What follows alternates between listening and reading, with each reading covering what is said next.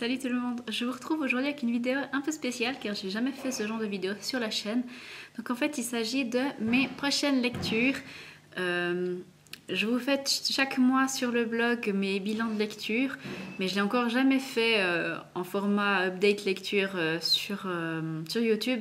Vous me direz si ça vous intéresse que je vous fasse ça étant donné que je sais pas vraiment si je pourrais être régulière dans mes vidéos avec ma fille.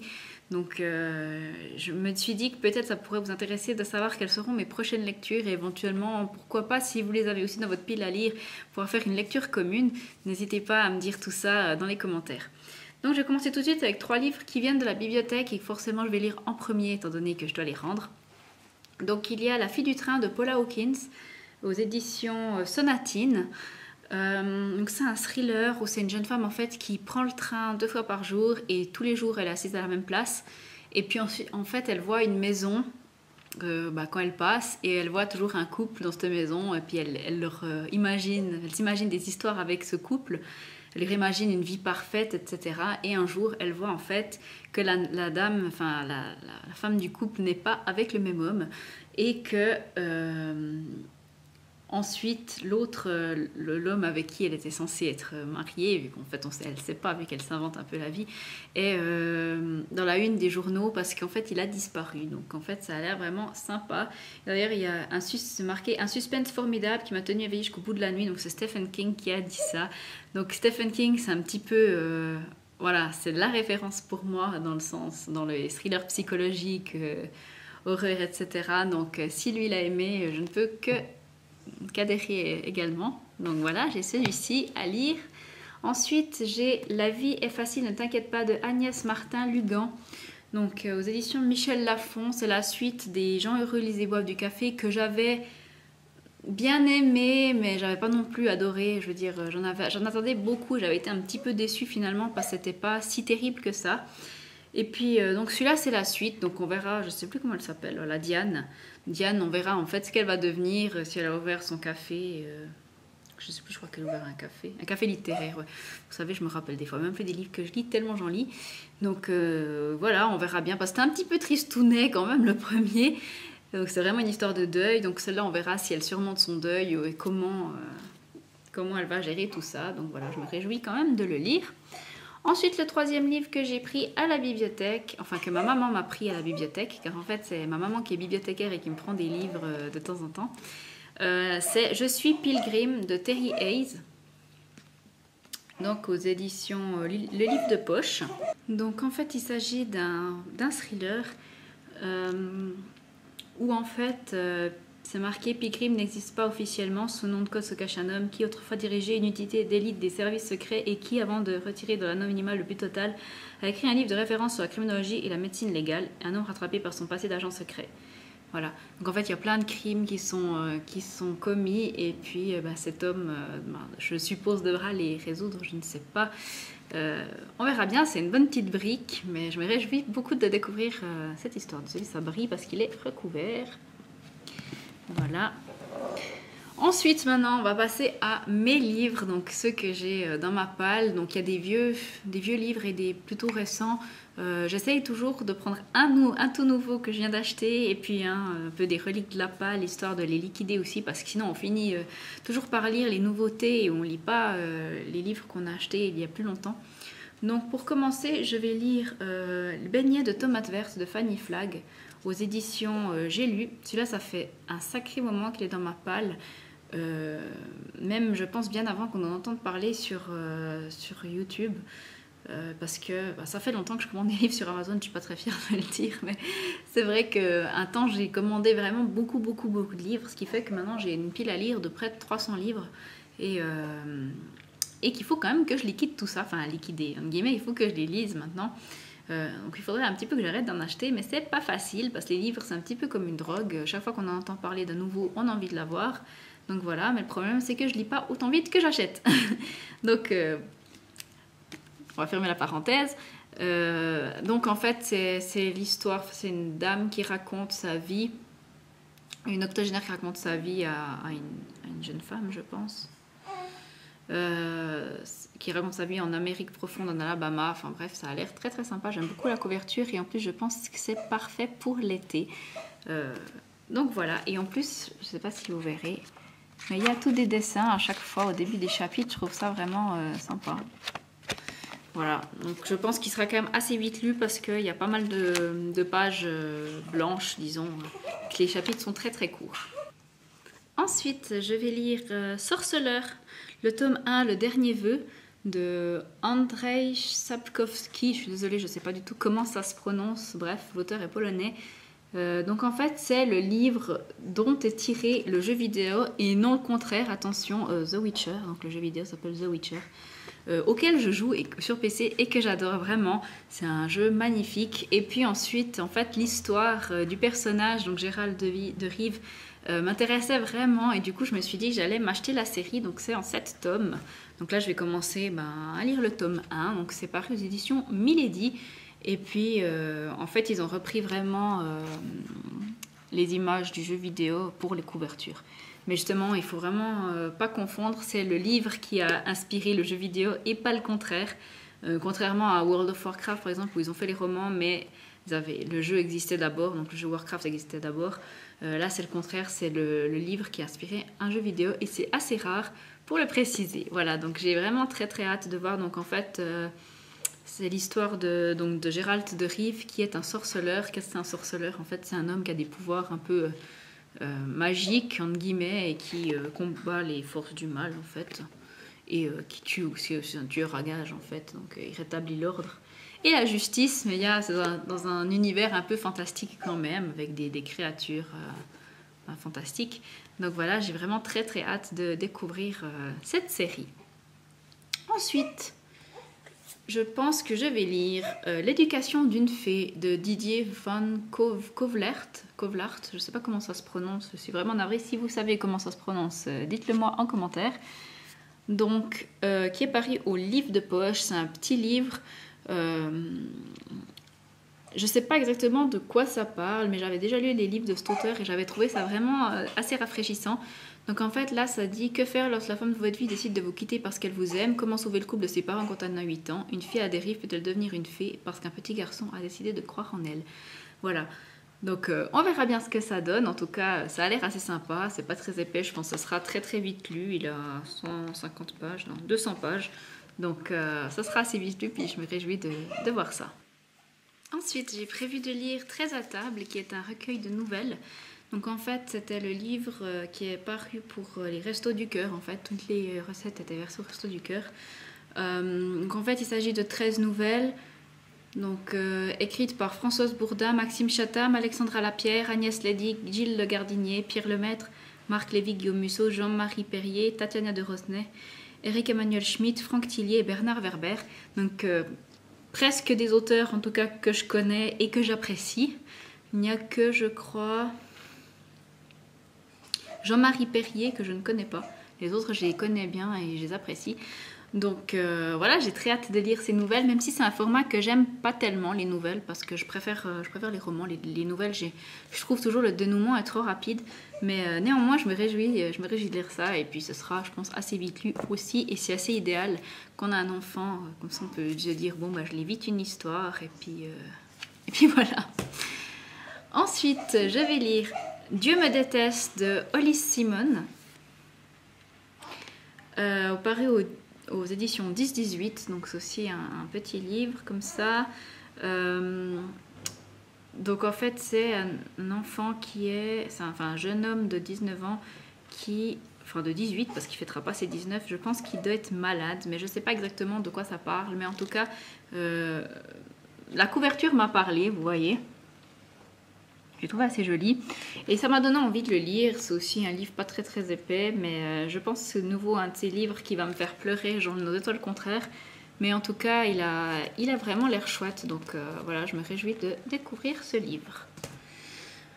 Ensuite, je vais lire aux éditions Pocket Les vacances de Rachel de Marianne Keyes, qui est ça vraiment de la chick lit. J'ai déjà lu plusieurs livres de Marianne Keyes que j'ai bien aimés. La couverture m'a aussi fait penser à l'été, du coup je pense que ça sera parfait pour finir cette saison. Donc là en fait c'est une jeune femme qui va partir en cure de désintoxication, et puis ça se passera pas forcément comme elle l'imaginait.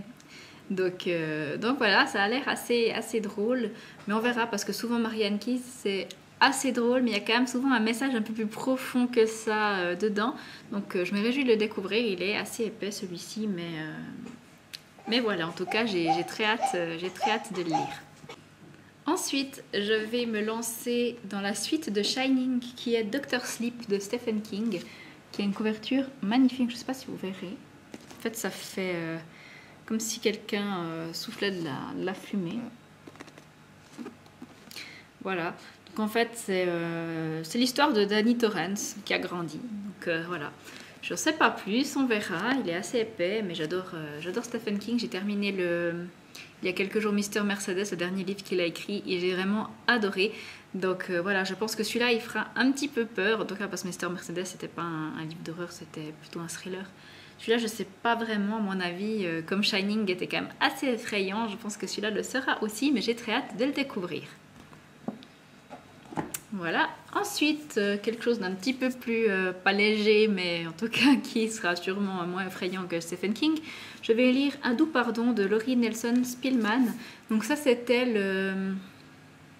l'auteur du livre Demain est un autre jour que j'avais adoré, que je vous avais mis d'ailleurs dans des favoris random de je sais plus quand, l'année passée en tout cas, que j'avais adoré quand il était sorti. Et puis voilà, je sais pas du tout de quoi ça parle.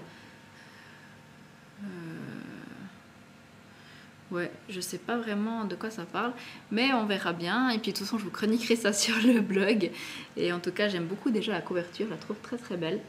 Et j'ai adoré, comme j'avais adoré le premier roman de cet auteur, je pense que celui-là me plaira aussi beaucoup. Ensuite, encore une relique de ma palle, je vais lire Chaos calme de Sandro Varonesi, paru au livre de poche. Ah, j'ai oublié de vous dire, Un doux pardon, c'était Cherche midi, et puis le Stephen King, c'était Albin Michel. Voilà, donc ensuite je vais me lancer dans Chaos calme. C'est une histoire qui se passe à Milan. Donc c'est une histoire d'une séparation, je pense. Je sais pas exactement, mais en fait c'est un homme dont sa vie est un peu détruite. Je crois qu'il se sépare de sa femme, au travail ça va pas, etc. Et puis voilà, on verra bien ce que ça donne. D'ailleurs, c'était le prix de lecteur sélection 2010, donc vous voyez, ça date, ça fait hyper longtemps que je l'ai. Mais je me suis dit que c'était idéal, la couverture me fait bien penser à l'été, donc c'est une jeune femme qui plonge dans l'eau. Donc on verra bien. En tout cas, j'en avais lu beaucoup de bien, mais je ne sais pas vraiment plus l'histoire. Donc de toute façon, comme pour les autres livres, je chroniquerai tout ça sur le blog. Ensuite, je vais lire L'autre fille dans le miroir de Maliki, par l'édition Bayard, que j'avais acheté à Polymanga, au stand Ankama. Donc en fait, Maliki, il me semble que c'est un homme, je ne suis pas sûre. Hein. Ouais, il me semble, mais je suis plus sûre maintenant. En tout cas, c'est un dessinateur ou une dessinatrice donc qui a dessiné les BD qui s'appellent Maliki. Et en fait, maintenant, il y a le roman aussi, donc ça a l'air pas mal. Maliki est une jeune collégienne de 13 ans qui se sent bien différente des autres et à juste titre. Avec ses cheveux roses et ses oreilles pointues, elle est aussi plus mature et lucide que ses camarades. Maliki traîne un lourd secret. Son corps sert d'abri à une créature surnaturelle qui s'éveille doucement et aimerait bien sortir pour découvrir le monde. Maliki doit apprendre à contrôler cette présence fascinante et inquiétante à la fois, ainsi que les étranges pouvoirs qu'elle lui confère. Enquête aux sources de cette métamorphose, quotidien d'une collégienne et difficulté à trouver sa place quand on décide de ne pas rentrer dans un moule, la vie de Maliki est riche de péripéties et pleine de mystères. Donc en fait, c'est la jeunesse du personnage qui se trouve dans les BD. Donc je me réjouis vraiment de découvrir ça, même si c'est jeunesse plutôt. Voilà, ça a l'air vraiment très très sympa. Et puis en plus, il y a aussi des petits dessins de temps en temps au début des chapitres. Je ne sais pas si je vous en trouverai un. Au début des chapitres et puis au milieu des pages, de temps en temps, vous voyez, il y a des petits dessins. Est-ce que je vais vous essayer de vous en trouver? Ouais, enfin, chaque début de chapitre, en fait, il y a des dessins. Et puis des fois au milieu. Enfin voilà. En tout cas, il a l'air assez chouette. Je pense que ce sera assez vite lu, mais il faut vraiment que je le lise et puis que je puisse chroniquer tout ça. Ensuite, je vais continuer la saga Felicity pardon, Adcock de Sophie Gemin. Donc j'ai les tomes 3 et 4 à lire parce qu'elle va bientôt sortir le tome 5 et j'ai vraiment envie de rattraper mon retard. Donc le tome 3 s'appelle Les anges sont de mauvais poils. Et le tome 4, Les anges sont sans merci. Voilà, donc on suit de nouveau Felicity Adcock. Donc c'est une jeune femme qui vit en Angleterre et qui est partagée entre... je sais pas trop comment vous raconter ça sans trop vous spoiler. Il y a entre plusieurs hommes qui... Donc en fait dans ce roman il y a des anges, il y a des démons, il y a des demi-démons, il y a des vampires, il y a plein de créatures fantastiques, des sorcières, des fées, enfin bref, il y a vraiment un bestiaire assez important et écrit avec beaucoup d'humour. Sophie Gemin, donc c'est paru aux éditions Rebelle. Rebelle, ouais. Pardon, j'ai oublié de vous le dire. Sophie Gemin, c'est l'auteure des Étoiles de Noces-Aide que j'avais adoré. Et puis, donc cette série est vraiment très très chouette. Elle est plus sur le côté humour que les Étoiles de Noces-Aide, qui était un peu plus sérieux comme série. Mais celle-là, elle est vraiment aussi très très sympa. En tout cas, j'aime beaucoup. Je passe toujours un bon moment à les lire. Donc voilà, en plus, les couvertures sont assez sympas. Donc, elles sont toujours assez suggestives, on dira. Donc voilà, je me réjouis de lire la suite. Ensuite, pour rester dans les vampires, il faut enfin que je me lance dans cette série. Donc la communauté du Sud, pardon, de Charlène Harris. Donc là, en fait, c'est une édition de France Loisirs que j'ai, parce qu'avant, je faisais partie de France Loisirs, maintenant j'ai arrêté. Mais à l'époque, ils les avaient sortis, enfin, ils avaient commencé à les sortir parce qu'ils n'avaient pas terminé, comme souvent chez France Loisirs. C'est un petit peu ça qui était embêtant. Donc là, en fait, c'est 2 tomes en un. Donc il y a Quand le danger rôde, suivi de Disparition à Dallas. Donc c'est les tomes 1 et 2 de la communauté du Sud. Par contre, les couvertures sont les mêmes que... je ne sais plus si c'est au livre de poche ou j'ai lu, je ne sais plus à quoi c'est paru les autres. Mais bref, j'ai toute la collection. Donc ça, c'est la série, en fait, True Blood. Enfin, c'est ce qui a inspiré la série True Blood. Donc on verra ce que ça donne. Donc c'est une histoire de vampire, hein, sans vous spoiler. Je pense que tout le monde sait de quoi ça parle, True Blood. Donc voilà, je me réjouis de voir ce que ça donne. J'ai aucune idée. Enfin, j'étais tombée 2-3 fois sur la série à la télé, mais j'ai jamais tellement suivi. Mais les livres me tentaient bien, donc on verra. Ça a l'air assez facile à lire. Disons, il y a beaucoup de dialogues. Donc voilà, je vous dirai ce que j'en pense. Et pour finir, je vais enfin lire une série qui me fait trop envie. Enfin, en tout cas, j'ai les 2 premiers tomes ici.